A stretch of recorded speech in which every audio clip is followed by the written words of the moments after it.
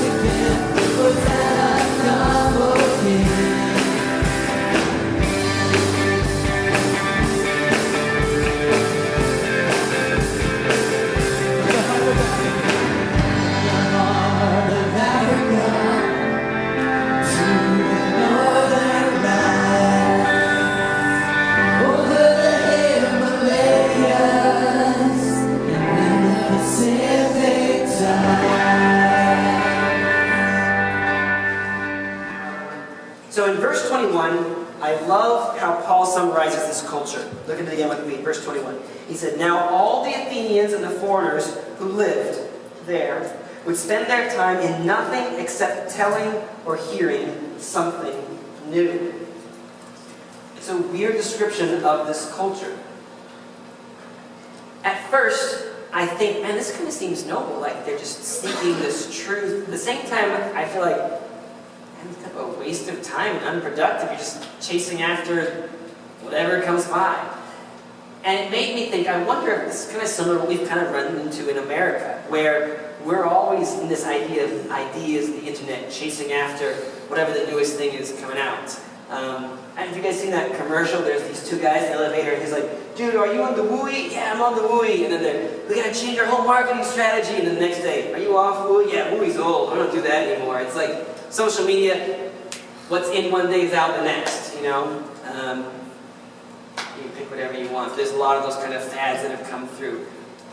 And I wonder, as America, we get this idea of chasing after whatever is the coolest, the newest thing. We spend a lot of our time chasing after that, but is it always really that productive? And it made me think, you know, how am I wasting my time on just nothingness? And it can be something simple, like sometimes I get into this thing where I'm going to read the news. I want to know everything that's going on, and that's not always a great use of my time. Maybe for you it's Netflix binging. You know, is that really the greatest use of the time we have? It could be YouTube or gaming or whatever else. I'm not saying you should never do those, but you think through. They said they spent all their time chasing after that. There's got to be some kind of balance there. And it's a side point for tonight, but question, you know, am I really just chasing after the wind, or am I really making a difference in the world by this? So how's Paul going to share with this group? When we're in conversations with people who don't know God, We have to look for entry points for the gospel that transition well. These Greeks had little to no idea of who this God of the Old Testament was, this one creator God. So Paul couldn't open an Old Testament Bible and say, let's talk about this. That would just, I don't even know what this is. He had to start elsewhere. Both groups mentioned before were seeking after truth as much as they could.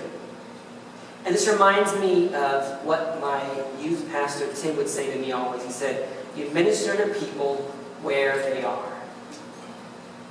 Minister to people where they are. That's what it means is you ask for what their need is, what do they already believe, and you start there when you're going on this journey with them. Again, if you're really into brain surgery, you're not going to start with, let me show you how to snip this first cord. You're going to take 8 years of lessons before you get to that. If you're really into video games, you're not going to say, hey, let me show you how to use Emolga. You're going to start with Pikachu, okay? Something like that. Because nobody else knows who Emolga is, okay? It's a true story. You got to start with what they already know. Minister with them where they are. What their needs really are today. What's that basis with what they understand? And you start there. And that's what we're going to see Paul do. So Paul begins to teach them this truth that they don't know. But he starts with this search for truth. And he wants to get to this ultimate truth of the one true God.